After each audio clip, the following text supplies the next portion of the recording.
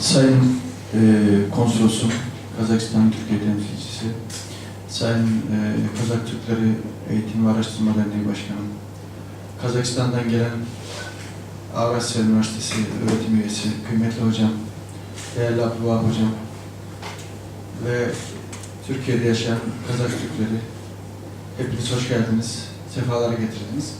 Burada Topkapı Türk Dünyası'nda İstanbul Büyükşehir Belediyesi Kültür Aşı olarak her sene çok önemli etkinlikleri imza atıyoruz hep beraber, STK'larımızla beraber, kıymetli hocalarımızın katılımlarıyla beraber. Bu sene de yine çok önemli etkinliklerimizden bir tanesi Kazak Türklerinin Türkiye'ye göçü ve doğumunun 110. yılında Kazak Türklerinin göç lideri Elişan Batur'u anmak üzere burada toplandık. Hepiniz hoş geldiniz, sefalar getirdiniz. Salmostan'ın tarafımızda bölgede yapmıştım. Ağalarımız, akillerimiz bari bugün şaraka jinalıp katısıp oturgan, öte yapmıştım. Үлкен bir şara ұйымдастырылып жатыр. Babamыздың еске алу күніне орайластырып, Әбеке рахмет шақыруыңызға. Және осы бабаларымызды елеп, еске алып дегенде, ол кісілердің істеген істерін өнеге ұмытпай келе жатқан ұрпаққа орындары жеткізу мәселесі ғой, өзекті мәселе. Сондықтан мынау іс-шараларымызға ақ жол деймін. Сөйтіп мүмкіншілігінше осындай шараларды жиі өткізіп тұруға тілектеспін. Рахмет. Çok değerli Hazirun, değerli Başkonsolosum, değerli müdürüm. Bugün Kazak göçünün önemli liderlerinden Elişan Batur'un 110. yıl vesilesiyle anacağız. Elişan Batur'un bugün Türkiye'de akrabaları var, Türkiye Kazaklar var.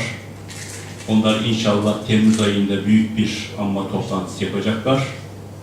Biz de bu vesileyle Mimar Sinan Güzel Sanatlar Üniversitesi olarak 2 gün önce eski devirlerden günümüze Türk Tarihi Çince Kaynakları isimli uluslararası bir sempozyum düzenledik. Bu sempozyuma Kazakistan'dan, Astana'dan sinolog tarihçi Profesör Doktor Tursunhan Zakenlu katılmıştı. Kendisi aynı zamanda Kazak göçünün üzerine doktora yapmıştır. Elişan Batur üzerine makaleleri vardır.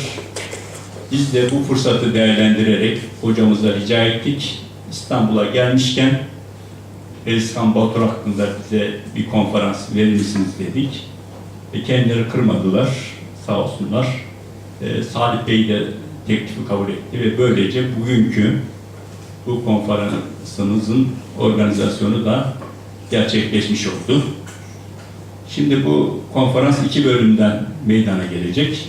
Birinci bölümde Sayın Profesör Doktor Tursunhan Zakenlu bize Elişan Batur'un şahsiyeti, aile şeceresini, mücadelesini anlatacak ve bu mücadele Kazak göçünün Şinkay bölümüne kadar gelecek. Ondan sonra kaynaklar Kazakistan'ın Doğu Türkistan'da kesiliyor. Ondan sonra kaynaklar Türkiye'deki hatıralarla devam ediyor.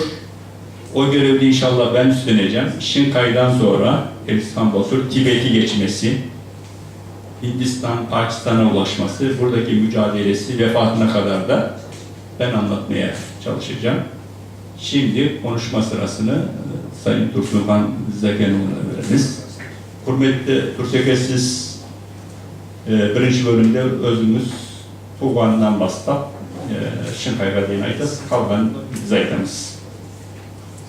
Evet, şimdi bu organizasyonda emeği geçen Hatiyat Derneği Genel Sekreteri Sayın Ertuğrul Bey. Buyurun.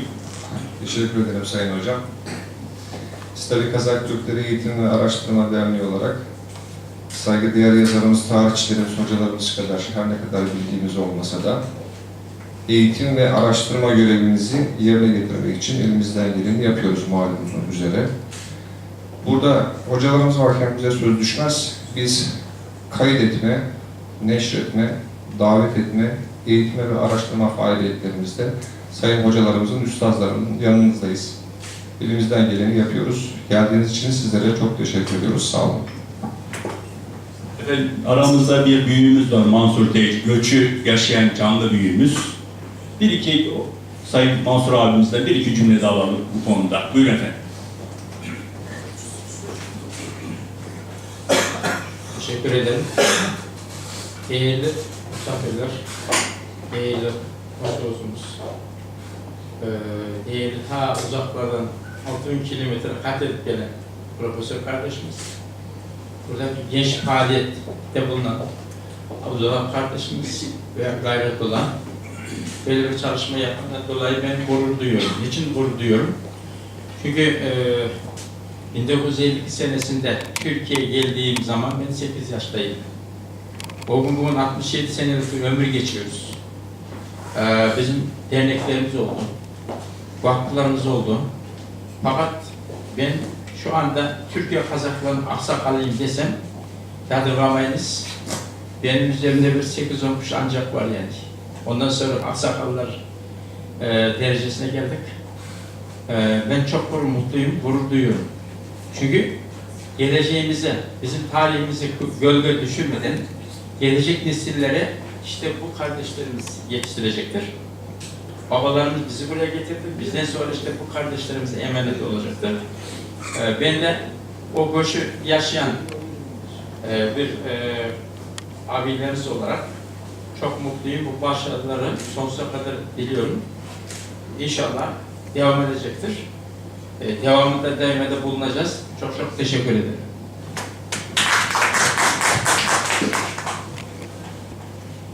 Hürmetli dostlar, Türk babalar, arkadaşlar, İlskan Batır'ın tuğulğandığının 110 yılına arnalgan осы бір ғылыми конференциямызға қош келіпсіздер. Осы конференцияға қатысуға мүмкіндік берген сіздерге көп рахмет айтамын. Осындағы қазақ қауымдастығына, қазақ елі журналына, Мимар Синан университетінің фән әдебиет факультетінің тарих бөлімінің Дуаха мырзаға көп рахметімді айтамын. Және осы келіп отырған Қазақстанның консулы Қауымжан мырзаға, тағы Түркия тарапынан келіп отырған қымбатты қонақтарға рахметімді білдіремін.